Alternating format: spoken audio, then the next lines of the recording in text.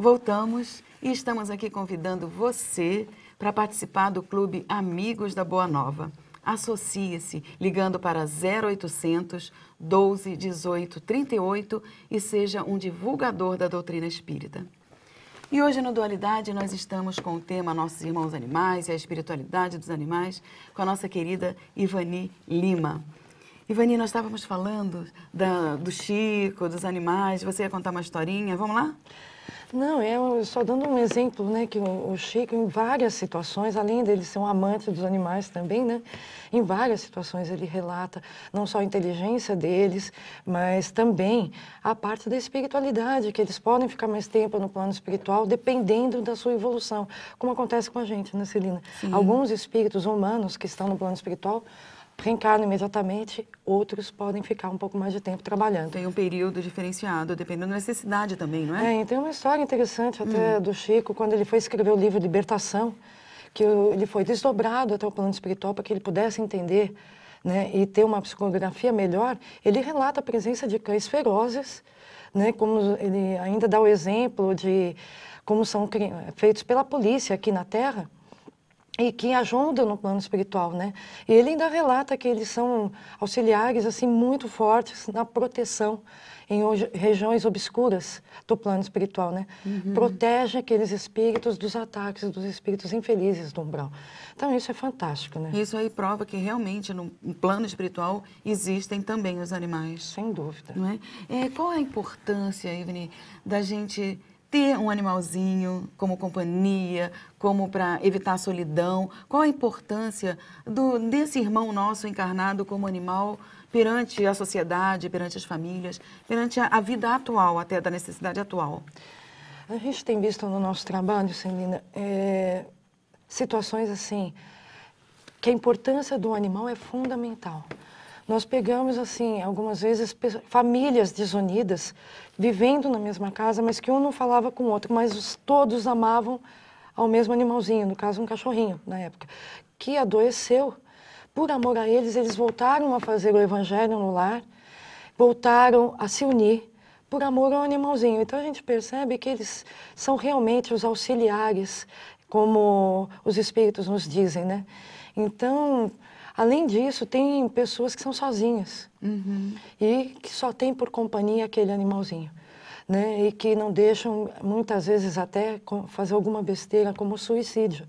Sim. Porque pensa no animalzinho, fala, ele vai ficar sozinho, então eu não vou fazer nenhuma bobagem. Veja que é muito grave isso, né, Celina? Então, assim, nós temos que respeitar essas pessoas, né, que muitas vezes nós encaramos como pessoas, entre aspas, desequilibradas, mas não são. Tem aquela companhia e aquela companhia serve de equilíbrio para aquela pessoa. Sim, sim. Né? E muitas vezes é usado, hoje em dia, a zooterapia, que são os animais que fazem companhia e servem de tratamento, evitando, inclusive, doenças e até suicídio para idosos. A terapia de um animalzinho com crianças, né? E existe em vários locais já a prova de que eles são muito importantes. Os cães guias, né, de cegos que ajudam a se locomover para todos os lugares. Os cavalos, né, Celina, que ajudam as crianças deficientes, né, com necessidades especiais. E ajudam, e diz que naquele hospital do câncer, né, diz que no dia que as crianças recebem a presença dos animais, eles fazem o exame naquele dia e diz que melhora até a imunidade. Sim. Então, quer dizer, tem toda até, entre aspas, uma necessidade deles estarem convivendo conosco.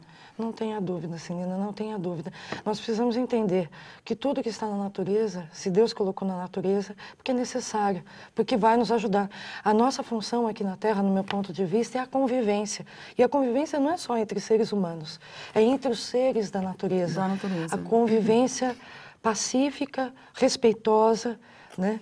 E é isso o nosso aprendizado, no meu ponto de vista, enquanto ser humano, enquanto espírito, né? Você acha que a criança precisa desse contato com os animais? É uma coisa necessária? Eu acho que sim, Celina. Ajuda no desenvolvimento, ajuda no sentimento?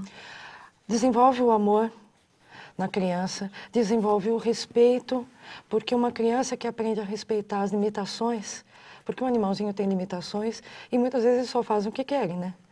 E assim, você dá o retorno não é do jeito que a gente queria.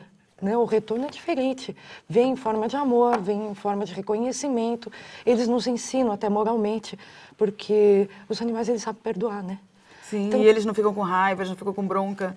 Exatamente, a gente leva a nossa raiva, a nossa bronca, às vezes por meses, por anos, ou até por uma vida. Eles no Você briga com eles na mesma hora e que são os primeiros a dar o primeiro passo. Eu acho que isso é que lição, né? um tremendo ensinamento. E para as pessoas, Ivani, que nunca tiveram animalzinho em casa, como é que faz para aprender a lidar? Como é que faz para domesticar, de repente?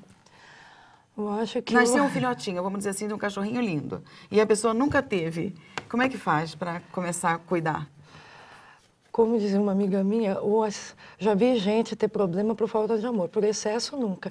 É dar amor, Celina, como se dá ao ser humano para uma criança. Não tem um segredo, não tem uma receita? Não tem uma receita, porque cada animalzinho é uma personalidade diferente. Claro que você tem que tentar educar, sim, né? Como se educa uma criança, tem muita gente que né? educa batendo nos animaizinhos, sendo bravo, esfregando o rostinho, o focinho dele em alguma coisa. É assim? Não, eu acredito pela base que não da precisa recompensa, disso. não. É como nos dizem os espíritos, violência gera violência, amor gera amor. Né? Eu acho que com amor você consegue muito mais.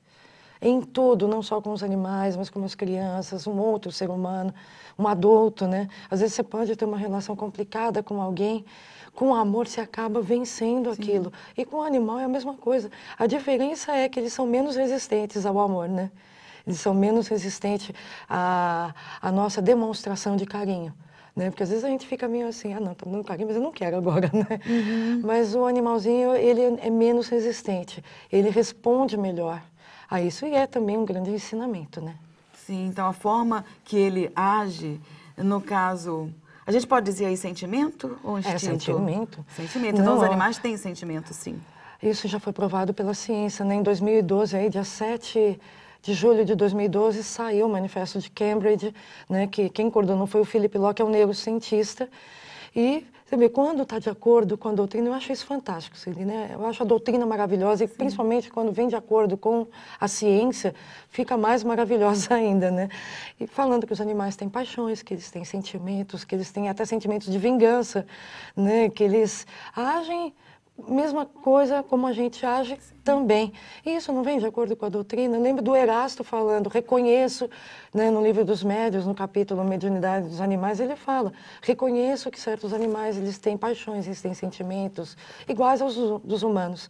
Então, assim, nós temos que priorizar, como espíritas, primeiro o estudo.